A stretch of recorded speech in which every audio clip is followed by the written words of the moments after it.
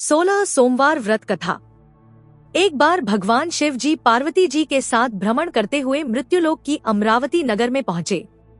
उस नगर के राजा ने भगवान शिव का एक विशाल मंदिर बनवा रखा था। शिव और पार्वती उस मंदिर में रहने लगे। एक दिन पार्वती ने भगवान शिव से कहा, हे प्राणनाथ, आज मेरी चौसर खेलने की इच्छा हो रही है। पार्वती की इच्छा जानकर शिव पार्वती के साथ चौसर खेलने बैठ गए। खेल प्रारंभ होते ही उस मंदिर का पुजारी वहां आ गया।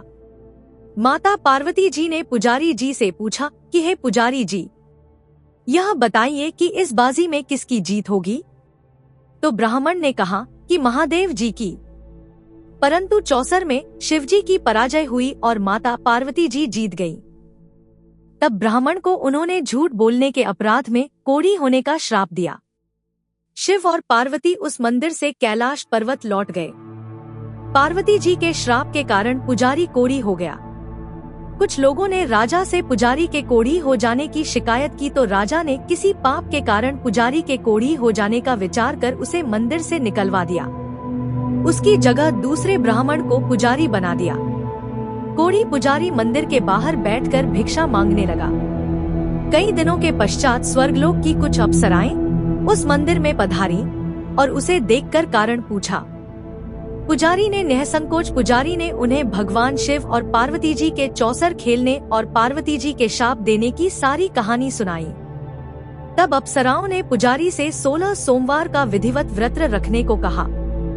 पुजारी द्वारा पूजन विधि पूछने पर अप्सराओं ने कहा, सोमवार के दिन सूर्योदय से पहले उठकर स्नानादि से निवृत्त होकर स्वच्छ वस्त्र पहनकर आधा सेर गेहूं का आटा लेकर उसके 3 अंग बनाना। फिर घी का दीपक जलाकर गुड़, नैवेद्य, बेलपत्र, चंदन, अक्षत, फूल, जनेऊ का जोड़ा लेकर प्रदोष काल में भगवान शिव की पूजा अर्चना करना। पूजा के बाद 3 अंगों में एक अंग भगवान शिव को अर्पण करके एक आप ग्रहण करें। शेष 2 अंगों को भगवान का प्रसाद मानकर वहां उपस्थित स्त्री, पुरुषों और बच्चों को बांट देना।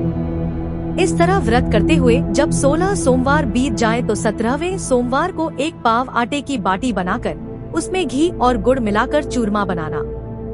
फिर भगवान शिव को भोग लगाकर वहां उपस्थित स्त्री, पुरुष और बच्चों को प्रसाद बांट देना।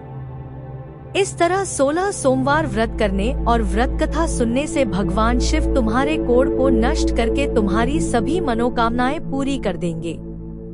इतना कहकर अप्सराएं स्वर्गलोक को चली गईं। पुजारी ने अप्सराओं के कथनानुसार 16 सोमवार का विधिवत व्रत किया। फलस्वरूप भगवान शिव की अनुकंपा से उसका कोढ़ नष्ट हो गया।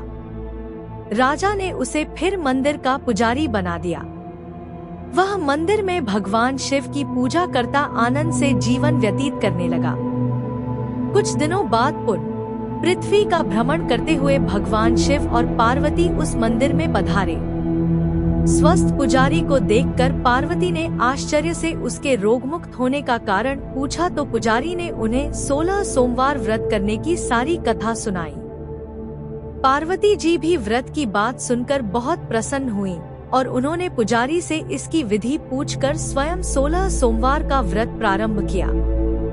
पार्वती जी उन दिनों अपने पुत्र कार्तिकेय के नाराज होकर दूर चले जाने से बहुत चिंतित रहती थी। वह 16 सोमवार का व्रत करते हुए पार्वती ने भगवान शिव से कार्तिकेय के लौटने की मनोकामना की।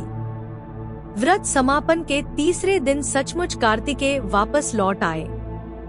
कार्तिकेय ने अपने हृदय परिवर्तन के संबंध में पार्वती जी से पूछा, हे माता, आपने ऐसा कौन सा उपाय किया था जिससे मेरा क्रोध नष्ट हो गया और मैं वापस लौट आया। तब पार्वती जी ने कार्तिकेय को 16 सोमवार के व्रत की कथा कह सुनाई। कार्तिकेय अपने एक ब्राह्मण मित्र ब्रह्मदत्त के परदेश चले जाने से बहुत दुखी थे। उसको वापस लौटाने के लिए कार्तिकेय ने 16 सोमवार का व्रत करते हुए ब्रह्मदत्त के वापस लौट आने की कामना प्रकट की। व्रत के समापन के कुछ दिनों के बाद मित्र लौट आया। ब्राह्मण ने कार्तिकेय से कहा, प्रिय मित्र, तुमने ऐसा कौन सा उपाय किया था जिससे परदेश में मेरे विचार एकदम परिवर्तित हो गए और मैं तुम्हारा स्मरण करते हुए लौट आया। कार्तिकेय ने अपने मित्र को भी 16 सोमवार के व्रत की कथाविधि सुनाई। ब्राह्मण मित्र व्रत के बारे में सुनकर बहुत खुश हुआ।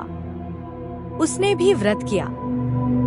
16 सोमवार व्रत का समापन करने के बाद ब्रह्मदत्त विदेश यात्रा पर निकला। वहां नगर के राजा की बेटी राजकुमारी ग का स्वयंवर हो रहा था। वहां के राजा ने प्रतिज्ञा की थी कि हथिनी माला जिसके गले में डालेगी वह अपनी पुत्री का विवाह उसी से करेगा। ब्राह्मण भी उत्सुकता वश महल में चला गया। वहां कई राज्यों के राजकुमार बैठे थे। तभी एक सजीत जी हथिनी सूंड में जयमाला लिए वहां आई। हथिनी ने ब्राह्मण के गले में जयमाला डाल दी। फलस्वरूप राजकुमारी का विवाह ब्राह्मण से हो गया। एक दिन उसकी पत्नी ने पूछा, हे प्राणनाथ, आपने कौन सा शुभ कार्य किया था जो उस हथिनी ने राजकुमारों को छोड़कर आपके गले में जयमाला डाल दी? ब्राह्मण ने 16 सोमवार व्रत की विधि बताई। अपने पति से 16 सोमवार का महत्व जानकर राजकुमारी ने पुत्र की इच्छा से 16 सोमवार का व्रत किया। निश्चित समय पर भगवान शिव की अनुकंपा से राजकुमारी के एक सुंदर, सुशील व स्वस्थ पुत्र पैदा हुआ। बड़ा होने पर पुत्र गोपाल ने भी माँ से एक दिन प्रश्न किया कि मैंने तुम्हारे ही घर में जन्म लिया, इसका क्या कारण है? माता गुंजन ने पुत्र को 16 सोमवार व्रत की जानकारी दी। व्रत का महत्व जानकर गोपाल ने भी व्रत करने का संकल्प किया। गोपाल जब 16 वर्ष का हुआ तो उसने राज्य पाने की इच्छा से 16 सोमवार का विधिवत व्रत किया। व्रत समापन के बाद गोपाल घूमने के लिए समीप के नगर में गया। वहां के वृद्ध राजा ने गोपाल को पसंद किया और बहुत धूमधाम से अपनी पुत्री राजकुमारी मंगला का विवाह गोपाल के साथ कर दिया। 2 वर्ष बाद वृद्ध राजा का निधन हो गया तो गोपाल को उस नगर का राजा बना दिया गया। इस तरह 16 सोमवार व्रत करने से गोपाल की राज्य पाने की इच्छा पूर्ण हो गई। राजा बनने के बाद भी वह विधिवत 16 सोमवार का व्रत करता रहा। व्रत के समापन पर 17वें सोमवार को गोपाल ने अपनी पत्नी मंगला से कहा कि व्रत की सारी सामग्री लेकर वह समीप के शिव मंदिर में पहुँचे। पति की आज्ञा का उल्लंघन करके सेवकों द्वारा पूजा की सामग्री मंदिर में भेज दी, स्वयं मंदिर नहीं गई। जब राजा ने भगवान शिव की पूजा पूरी की तो आकाशवाणी हुई, हे राजन, तेरी रानी ने 16 सोमवार व्रत का अनादर किया है, सो रानी को महल से निकाल दे, नहीं तो तेरा सब वैभव नष्ट हो जाएगा। आकाशवाणी सुनकर उसने तुरंत महल में पहुंचकर अपने सैनिकों को आदेश दिया कि रानी को दूर किसी नगर में छोड़ आओ। सैनिकों ने राजा की आज्ञा का पालन करते हुए उसे घर से निकाल दिया। रानी भूखी प्यासी उस नगर में भटकने लगी। रानी को उस नगर में एक बुढ़िया मिली। वह बुढ़िया सूत काटकर बाजार में बेचने जा रही थी, लेकिन उस बुढ़िया से सूत उठ नहीं रहा था। बुढ़िया ने रानी से कहा, बेटी, यदि तुम मेरा सूत उठाकर बाजार तक पहुंचा दो और सूत बेचने में मेरी मदद करो तो मैं तुम्हें धन दूंगी। रानी ने बुढ़िया की बात मान ली, लेकिन जैसे ही रानी ने सूत की गठरी को हाथ लगाया तभी जोर की आंधी चली और गठरी खुल जाने से सारा सूत आंधी में उड़ गया। बुढ़िया ने उसे फटकार कर भागा दिया। रानी चलते चलते नगर में एक तेली के घर पहुंची। उस तेली ने तरस खाकर रानी को घर में रहने के लिए कह दिया, लेकिन तभी भगवान शिव के प्रकोप से तेली के तेल से भरे मटके एक एक करके फूटने लगे। तेली ने भी भागा दिया। रानी ने एक पेड़ की छाया में बैठकर कुछ देर आराम करना चाहा तो उस पेड़ के पत्ते पल भर में सूखकर बिखर गए। रानी दूसरे पेड़ के नीचे जाकर बैठी, जिस पेड़ के नीचे बैठती वही सूख जाता। वन और सरोवर की यह दशा देखकर वहाँ के ग्वाले बहुत हैरान हुए। ग्वाले रानी को समीप के मंदिर में पुजारी जी के पास ले गए।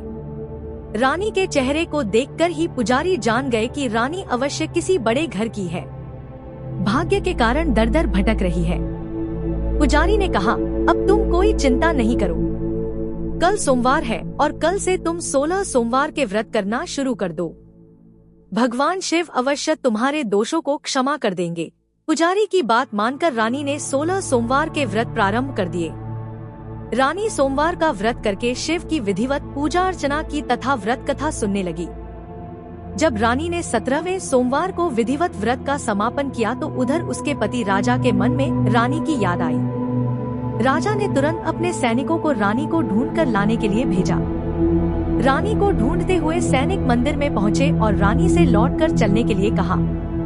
राजा स्वयं उस मंदिर में पुजारी के पास पहुंचे और रानी को महल से निकाल देने के कारण पुजारी जी से क्षमा मांगी। पुजारी ने राजा से कहा, यह सब भगवान शिव के प्रकोप के कारण हुआ है। इतना कहकर रानी को विदा किया। राजा के साथ रानी महल में पहुंची। महल में बहुत खुशियां मनाई गई। पूरे नगर को सजाया गया। राजा ने ब्राह्मणों को अन्न, वस्त्र और धन का दान दिया। नगर में निर्धनों को वस्त्र बांटे गए। रानी 16 सोमवार का व्रत करते हुए महल में आनंद पूर्वक रहने लगी। भगवान शिव की अनुकंपा से उसके जीवन में सुख ही सुख भर गए।